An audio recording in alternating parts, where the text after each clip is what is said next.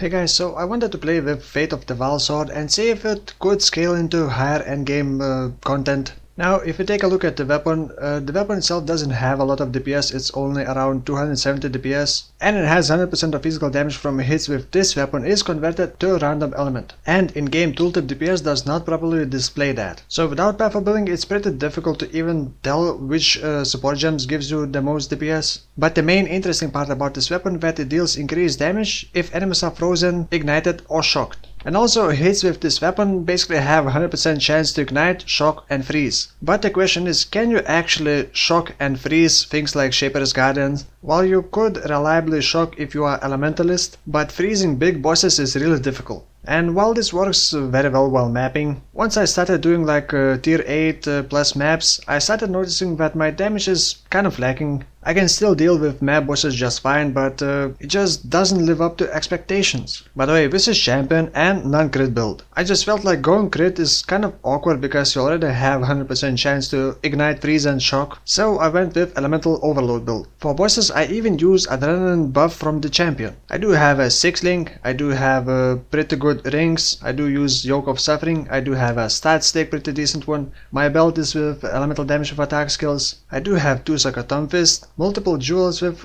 not so much attack damage, and also Watcher's Eye, which also doesn't give all that much damage. And with all this investment, it still doesn't feel nowhere near close to being good. I mean, it's not bad, it does feel pretty decent until like tier 10 maps, maybe until tier 12. And for example, tier 8 Elder was pretty easy, along with all his guardians. But with this kind of investment and doing proper blade flurry build with different weapon as a crit build, you would have way more damage. And by the way, this weapon doesn't have very good base crit chance, so it's not really worth building around crit. So before I go through all of my items, I would just say that it's pretty decent for map clear speed, and it is kind of satisfying to always freeze enemies and shatter them, which does add extra safety. And it can be built on a budget, but the same can be done with a normal build, going crit with a stat stick. So I feel like this weapon is kind of disappointing. It would be way more interesting if this weapon worked with not just with weapon hits, but with general hits. In that case, Auto Herald's build would be amazing with this weapon, but sadly it doesn't work. So here are my items that I was using. And by the way, while leveling I did play with Vaal double strike and I did test lacerate. I did even try using Ancestral Protector to apply bleed, since I cannot apply bleed with my main attacks because I only use main hand, but Protector still alternates weapons and can still apply bleed, but kind of low chance, and it's very conditional. And of course, Vaal double strike loans deal a lot of damage, but you don't really get them all the time, and you still need to charge your Vaal skill. For example, against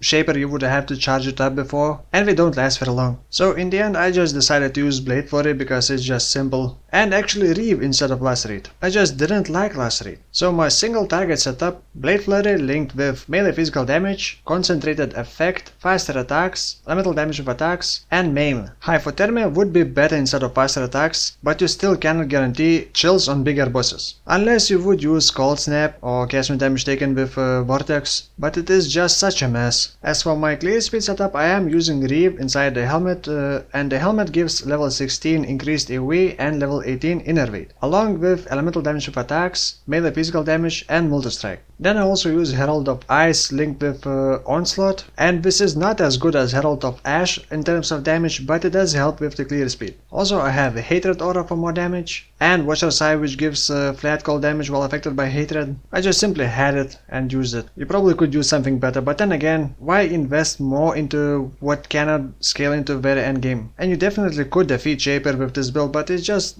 not really efficient. And to trigger my adrenaline buff, I am using Blood Magic linked with Vitality. It doesn't matter which aura you use as long as it reserves only 35% of your mana. And I think it would be faster to cast it with Blasphemy and some Curse linked with Blood Magic. I simply did not have enough sockets for that. As for the flasks, Sulfur Flask because of generic damage, Azeri's Promise because of damage and some leech, and Lion's Roar, which makes it kind of annoying. I would probably only recommend using it against bosses that cannot be knocked back, or you may want to use like Taste of Hate instead of Lion's Roar. But then again, I had Lion's Roar, so may as well use it. And Lion's Roar does give the most damage if you can push enemies into the walls and then not worry about knockback. As for the passive skill tree, there's nothing too special, well, except I am using pure talent, so I had to connect to the Marauder starting area to get 15% increased AoE, and to the Templar area to get 5% elemental penetration. And from Duelist I am getting 1% of attack damage leech as life. And as always in video description you will find path of building import code, passive skill tree, some other info, so you may want to toy around with this build and see if you could make it